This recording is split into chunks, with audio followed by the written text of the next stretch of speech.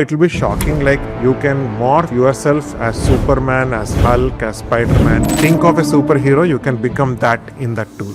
I want to dive right in and ask you about the hiring reality at AI companies right now. Problem with AI hiring right now, what's happening is there are two parts to it. First part is KVS Dileep is the head of Gen AI education at Outskill, noted for his deep expertise in artificial intelligence and edtech leadership.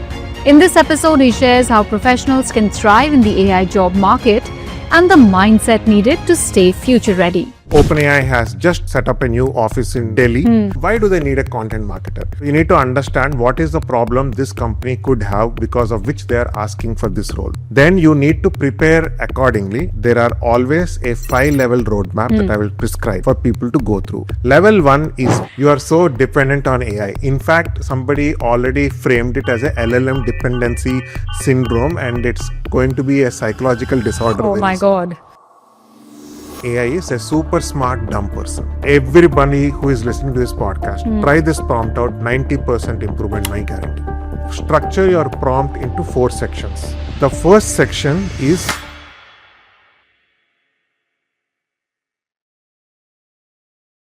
I want to dive right in and ask you about the hiring reality at AI companies right now. What does it look like? See, the problem with AI hiring right now, what's happening is there are two parts to it. First part is people who have clarity who they want and what they want to do. And that's a very minority where they have absolute clarity on, okay, you know what, I want to get this done. And for that, I need this skill set.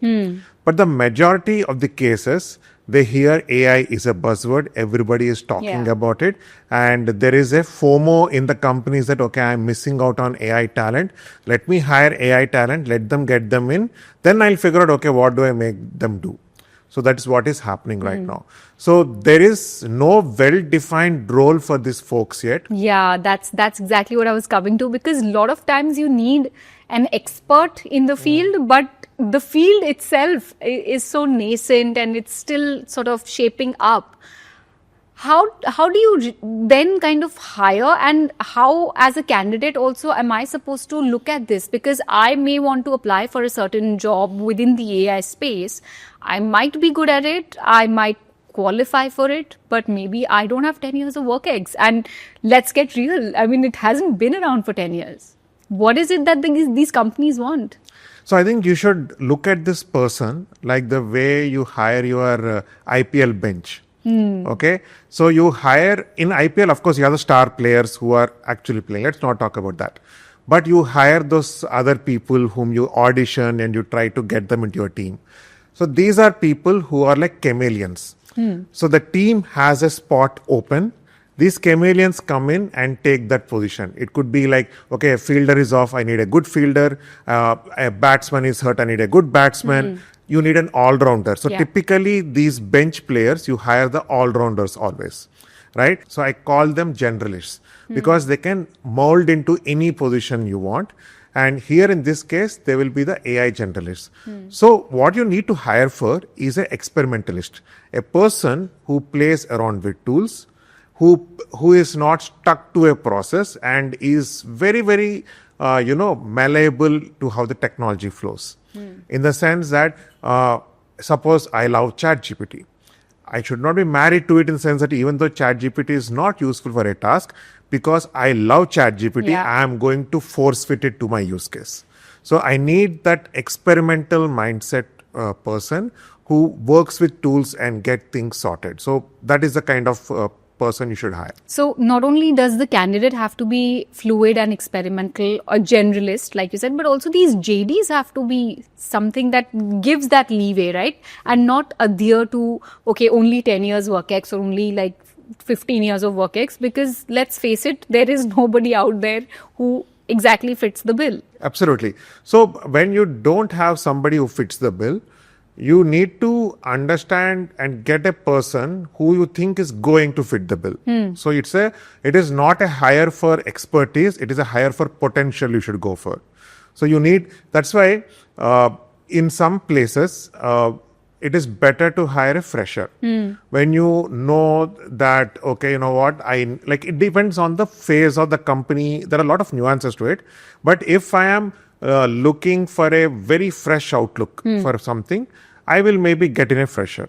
But if I want to build a team out of it, I need to get an experienced person who is now experimenting with AI. But the thing is, irrespective of the years of experience, everybody is a fresher in AI right now because nascent technology, every 3 months something new is coming. So 12 months back, it was all about, Claude, ChatGPT. Now 6 months in, it is all about agents.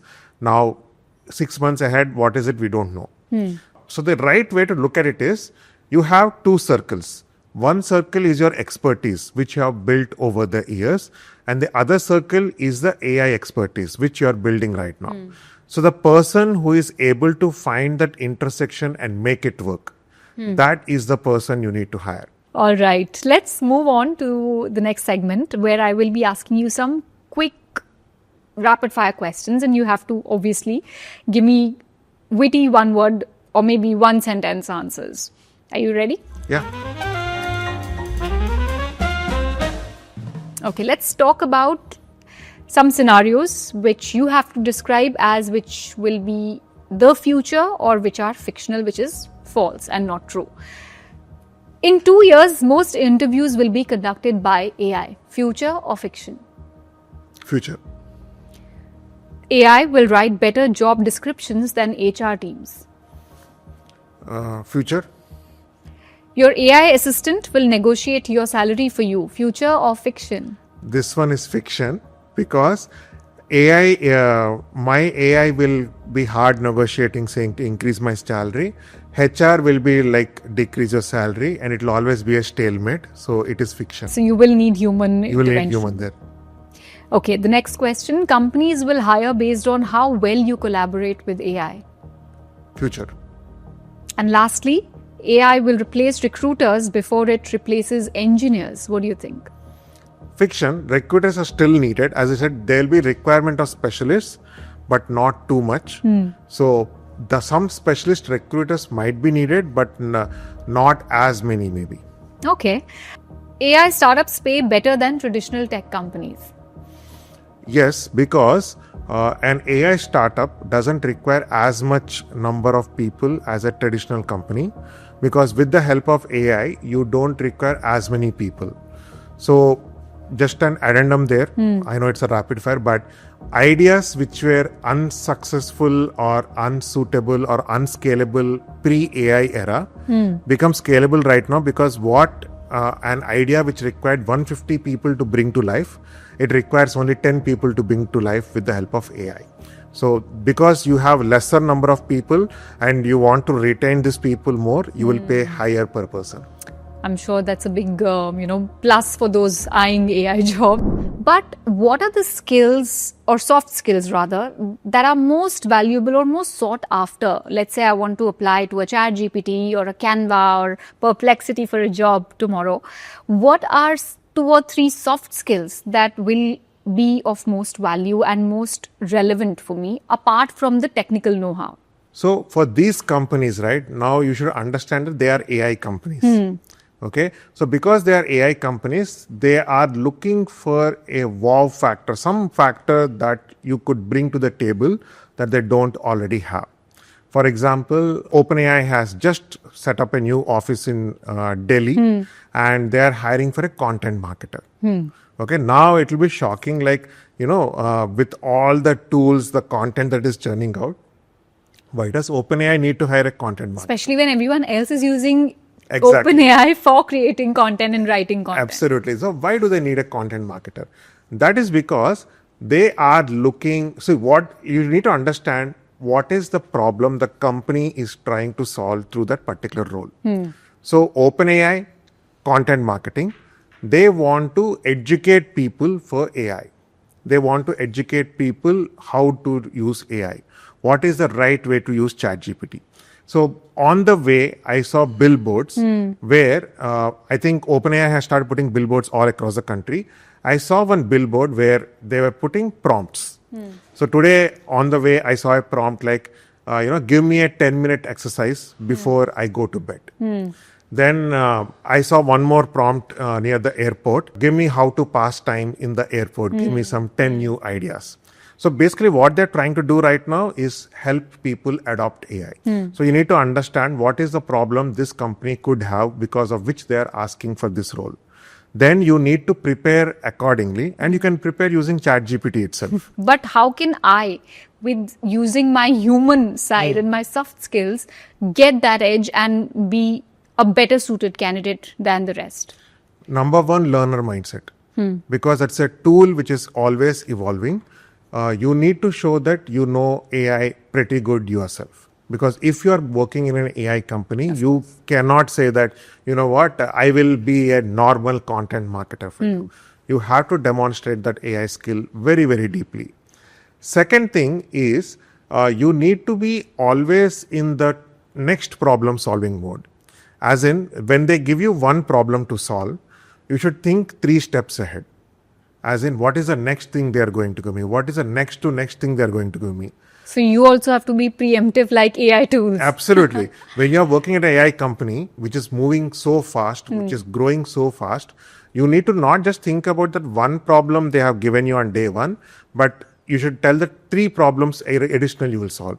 And that is something you should convey in your open, like a cover letter or anything. What would be your checklist to candidates who are applying for technical as well as these non-technical roles? How should they approach it and how can they prepare for it? Because they will be obviously making a switch from a less AI-driven or a regular conventional company to a more AI-fronted sort of ecosystem. So let me start with the non-technical, then I'll go to the technical part. So when you are looking at an AI generalist, there are always a 5-level roadmap that I will prescribe for people to go through, irrespective of their background. So you could be a marketer, you could be an ops person, you could be a biz person, anything. These 5 levels are important. Level 1 is where you are looking at the fundamentals of generative AI. You know the fundamentals of generative AI. You know how to prompt with ChatGPT, Claude, what are the different prompting frameworks? You understand how to talk to AI and get things done. That is the first level I would look at.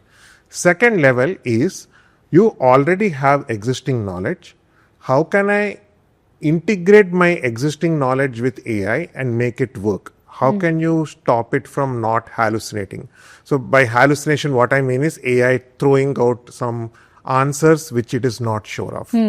Right? So for that, you can add a knowledge base and make AI retrieve information from that knowledge base. So this is something called RAG or retrieval augmented generation. Slightly technical, but just think of it like you are attaching a database or your internal information or documentation to help AI give more information which is relevant to the company. That is the second level. Then third level, I would expect a little bit of visual, audio, speech AI. That means there are now tools which are available to generate images. There are tools to generate videos. There are tools which can use AI for voice. So you should understand what those tools are and should be familiar with those. Why? Crazy use cases. For example, I know of someone who actually, he was a leader and he wanted to send congratulatory messages to his team, but they were spread across the world. So instead of shooting a video, because he was a very busy person and didn't have time, he created an AI clone of his and sent personalized congratulatory messages. And if you remember, there was a Cadbury campaign with Shah Rukh Khan and other celebrities where they gave personalized wishes to everybody. Now, all those things can be possible with level 3, which is image and video with AI. Yeah. Then level 4 is automations, where you should be able to automate parts of your job. You have a lot of customer success tickets incoming. You can set up a basic AI system that can be the first response, and only when escalations happen, a human interferes. So how can you set up automations for different tasks in your business, in your operations, in your marketing operations, right? So how do you do that? That is level 4. And level 5 is prototyping or vibe coding, where you build a software without writing a single line of code. You have got this AI tools like Bolt, Lovable, Emergent, and so on. How can I leverage these tools? and how can I convey the requirements clearly so that I can build this product. These are the 5 levels, 5 skills roadmap that every person needs to have, because any company, AI or non-AI, will expect this bare minimum. On top of it, you have your soft skills like problem solving, communication, etc., which comes in. And of course, learner mindset is very important, because every level, your tool stack keeps changing. Yeah. So how updated you are, how much experimental you are. So all that matters. That is for a non-technical person. Now, when it comes to a technical person, the path remains the same. The levels kind of remain the same, but the way you do it is different. Okay. For a non-technical person, you don't code, you use a very no-code approach to do that. For a technical person, you use a very coding approach. Same thing. Level 1, how do I prompt? So how do I prompt with my program to make my product work? That is what a technical person has to learn. Then level 2, how do I integrate my existing databases of my products with AI so that AI gives always relevant answers? What are the technical nuances there? I need to understand that. Then on level 3, image and speech and everything, I need to understand how I can incorporate this into my product organically via code. What are the so like how we call tools in the non-tech world, for the programmers it is APIs, which is the connectors for these tools. So how can I connect this overall? Then automations, again, programming is automation. So for them, this automation doesn't really kind of fit in, but the building products part, how do I incorporate this AI into my own product? How do I scale it? What are the breaking points? How do I evaluate these products? How do I ensure that there is nothing wrong happening? All of this has to be taken care. So that's the path is the same. It's the same skills both tech and non-tech have to learn. But the way they learn it is, the non-tech folks do it via no code and tools. The technical folks do it via programming languages. Right. We've been talking about how AI is still at a very nascent stage, at least here in India. And at the same time, we often talk about skills and tools which may not be relevant or which will become obsolete 2 years from now. So how does a candidate equip themselves or be prepared for skills or things that are not even existent as of now, for the requirements of tomorrow? How do I be ready today? So the learning has to be focused on frameworks, not tools. So I would say frameworks much, much greater than tools. What do I mean by that? So suppose I am trying to build a product. There is a certain framework by which I convey my requirements to my AI tool. Now that will remain constant. How I convey my requirements. The tool might be obsolete, like in 2 years a new tool might come in. But my workflow, my framework is solid. So it is just replacement of tools. Don't think I am learning ChatGPT, I am learning Claude. I am learning how to make AI do part of my job.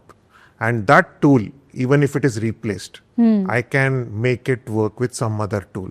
So then, irrespective of the changing environment, you will never become obsolete, because it is those workflows and frameworks that you are getting upskilled on and not the tools. Yeah, we often hear about jobs or positions becoming redundant. Correct. So if I don't want to become redundant within the AI or the tech space that I want to build a career in, how can I stay future-proof from that?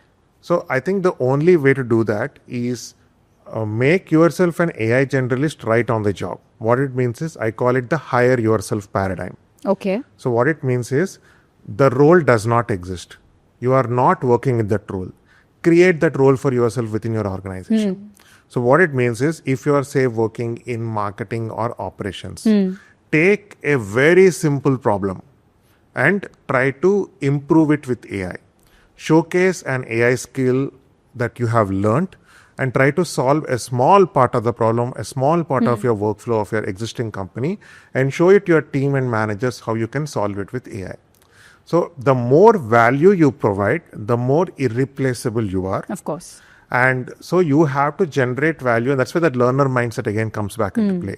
That if you do, like, don't say that, okay, yeah, I am now upskilling in AI.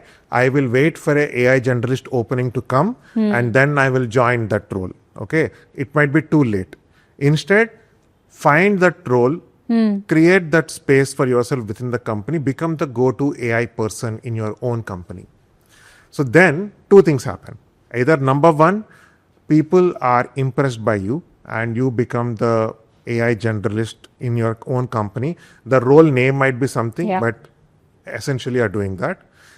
Or if it so happens that even with all this, you kind of get laid off in a company, but you have a very strong portfolio that will put you in the top 1% out there. You can simply put in a resume that I have done this with AI, I have done that with AI. And then your next job hire becomes like a no-brainer. Okay, well, AI has democratized a lot of things. But still, there are jobs and there are listings for specialists as well. Now, you've talked about AI generalists a fair bit. Let's also talk about specialists. Now, between these generalists and specialists, in the next decade, what will be more sought after, more valuable? Because if today a candidate is getting ready, preparing for a career transition, in the next decade, should I aim for being a generalist and a very good one at that, or a true specialist? I would say you should be a hybrid, like a T-shaped person, where you have the top T, which is the generalist skills, and your T-shape, which is the special skill that you're trying to build. Okay. So a T-shaped person would work very well. And I think the freshers, the people who are actually coming fresh out of college, they should aim to be generalists. And the specialists, right? People with 5+ years of experience, 10+ years of experience who are out there, they need to develop their T. They have their I, the foundation ready because of the domain expertise they have built over the years. They have to build the T so that they can become the T-shaped person, a generalist and a specialist hybrid. Because in future, I strongly believe you will not need so many specialists. Specialists will be very far and few between because they will only be the guiding principles for very specialized jobs with AI. And then you have to have a lot of generalists who can solve multiple problems with AI. Well, now, what are the common mistakes or pitfalls that people could be susceptible to when starting out on this journey? First mistake, I think I addressed it before, but I'll formalize it a little better. It is the perfect learning syndrome, where I'll say that I want to learn this perfectly, right? So that I want to understand this thoroughly. Unless I understand this concept thoroughly, I won't move forward. So when you're in that trap, you always try to, because there's always more to learn in the topic, right? For example, prompting. There are like 30 to 40 prompting frameworks that are available. You say, I want to learn all 40. First thing, you will get anxiety. Second, you'll get confused which one to apply where. Then you will get frustrated and you will tell, okay, I'll give up. Okay. So learn it in a leisurely place and learn it in a way that you can absorb it, and don't try to be perfect in your learning. It is okay to be imperfect. The thing is how much I'm able to apply.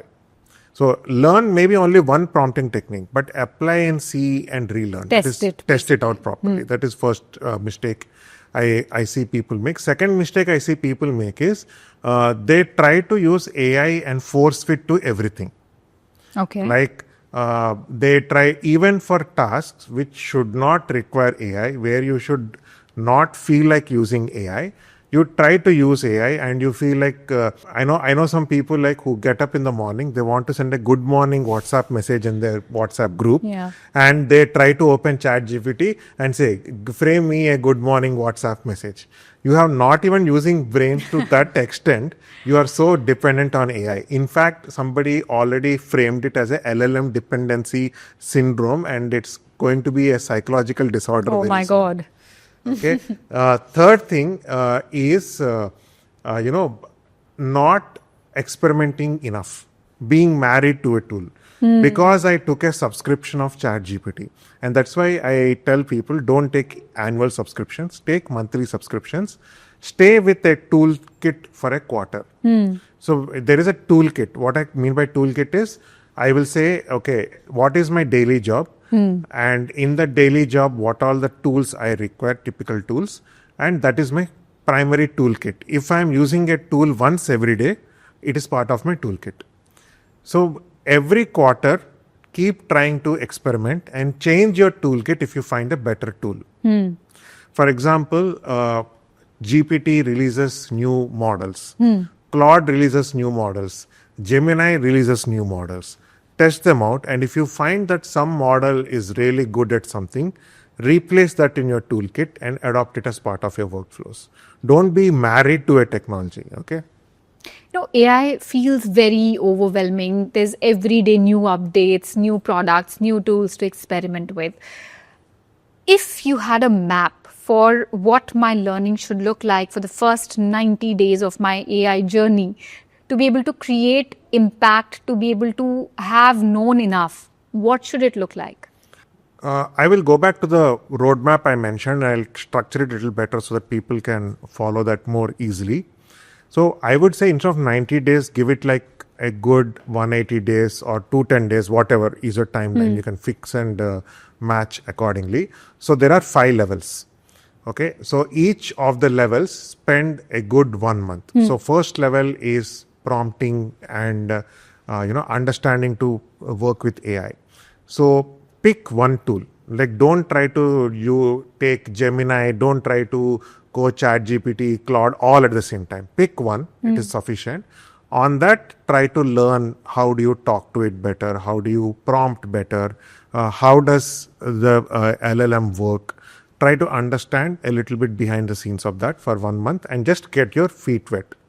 Then to go into little advanced concepts in the next month, like retrieval augmented generation, how do you integrate databases, etc. How do you create things like custom GPTs? How can you make AI work for your specific task? How do you train it to respond better?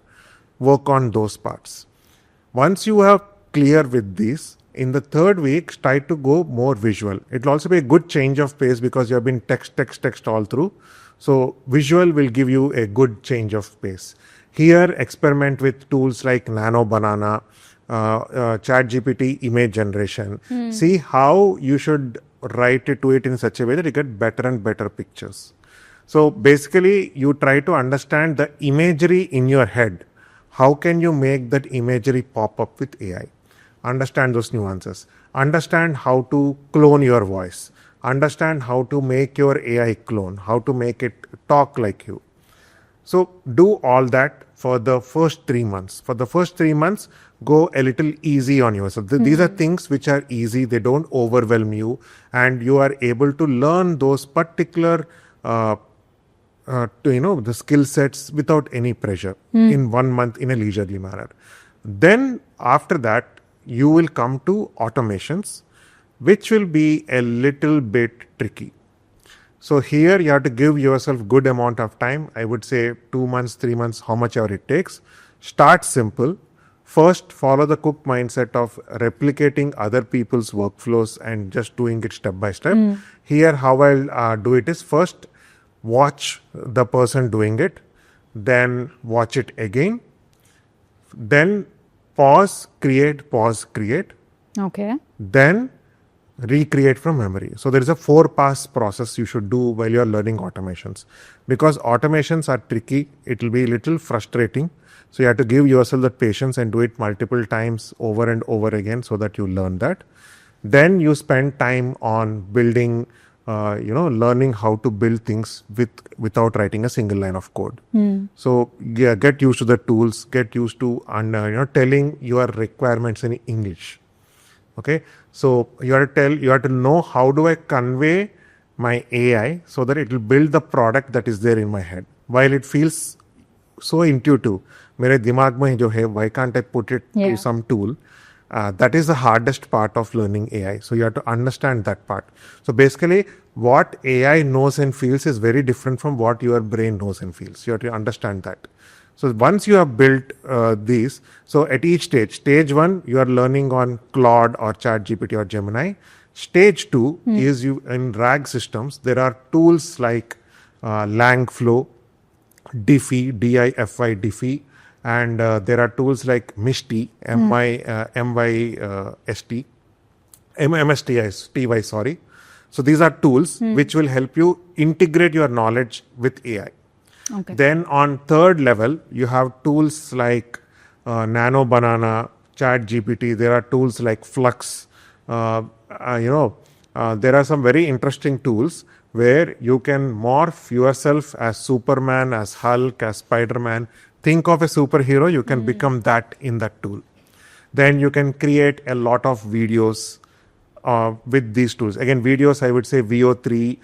Then there is a Helio suite of models. There are a bunch of models that are available there. After that comes your product building without code, where you have Bolt, Lovable, Emergent. So these are the tools. As I said, always frameworks and then tools. So the tool is a means to get your problem solved or your workflow done. Don't stick to your tools like, okay, today I don't have ChatGPT. So I remember once ChatGPT outage happened, a lot of people were paralyzed. Like, what do I do now? ChatGPT is not working. Don't get into that. Be flexible to move your workflow to any other LLM that is active at that point in time.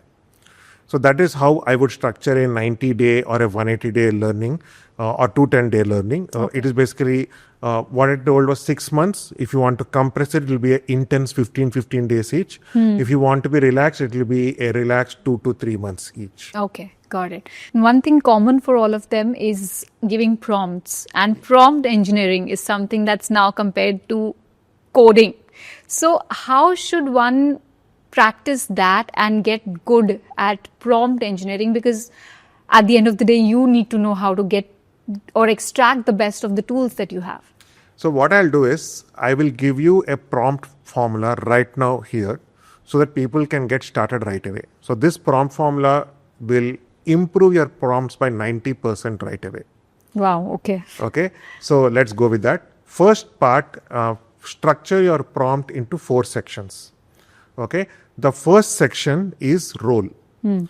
Give your AI a personality. Tell who it is. If you are asking AI to write copy, tell that you are a copywriter at Ogilvy. Okay, if you are trying to give medical advice, tell that you are so-and-so specialist at so-and-so place. Give it a role and give it that understanding of what that role is. So that will be the role part of it. Second, give context. Context means who you are, what are you looking for, what is the information you want to provide. For example, if I am writing a copy, you say, I am a marketing head leading a 10+ team, and I'm trying to write a campaign for this particular brand which specializes in this. This brand has a brief of so-and-so, so-and-so, so-and-so.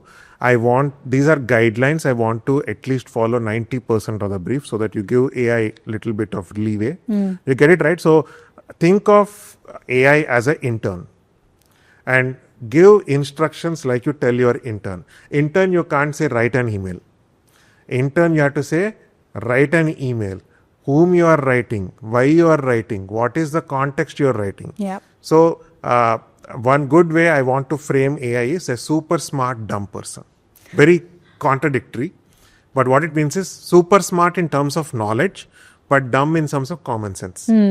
It doesn't understand context. So first give the role, second, third, give the complete context, then give the goal. The goal is like, I want this particular brief in so many lines, etc. Tell that. Then you give example. Okay. Say that, this is my previous work. Give 2-3 examples of my previous work. A reference point. Reference point. So when you give your prompt that way, first of all, it is exhaustive. Second, it is, don't just dump too many examples. Don't confuse it. Okay. So give it 2-3 examples. When you structure your prompt in this particular manner, I will guarantee everybody who is listening to this podcast, try this prompt out, 90% improvement, my guarantee. On that note, thank you so much, Dileep, for joining us. It was wonderful chatting with you and getting your insights about how the AI landscape is shaping up. who are the right candidates, and those who aren't yet ready, how they can prepare for this, transformation. Thank you once again. Thanks a lot for having me. With that, we come to the end of yet another exciting episode of Workwise with Naukri. I hope this was valuable and insightful for you. And if you liked it, don't forget to share, like, and subscribe to our channel for more such engaging content.